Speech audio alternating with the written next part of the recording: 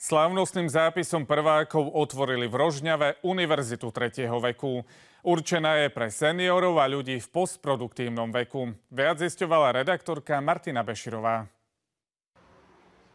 Prečo ste sa rozhodli aj pre tento projekt? Pre toto štúdium sme sa rozhodli z viacerých dôvodov.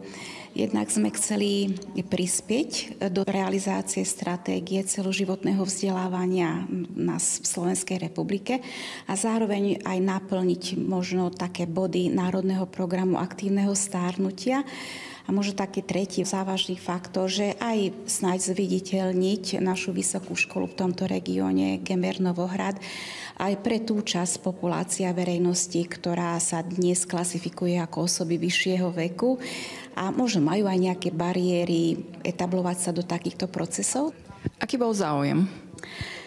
Na naše veľké prekvapenie, a myslím si, že to je chválihodný výsledok, ten záujem bol naozaj veľký.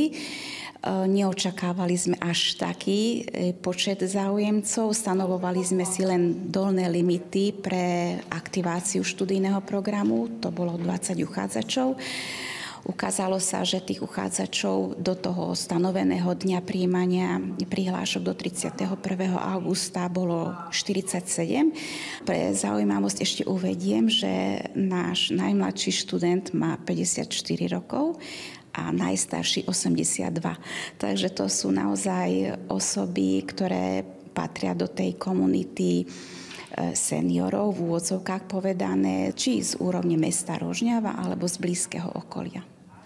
Na čo bude toto štúdium zamerané? Čo sa tu budú učiť?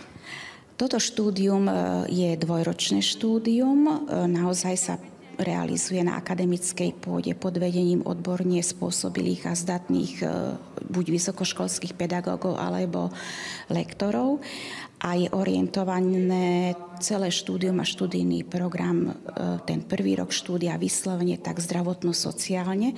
Je to istá forma záujmového vzdelávania, takže budú mať možnosť sa oboznámiť s takými témami, ako je napríklad práva spotrebiteľa na európskom trhu obchodnom alebo na úrovni teda Slovenskej republiky. Máme tam zaradené témy súvisiace s rozvojom psychického zdravia, mentálneho zdravia seniorov, tréningy pamäte a takéto témy, ktoré myslíme si, že budú prínosom a obohatia ešte túto generáciu o nejaké poznatky.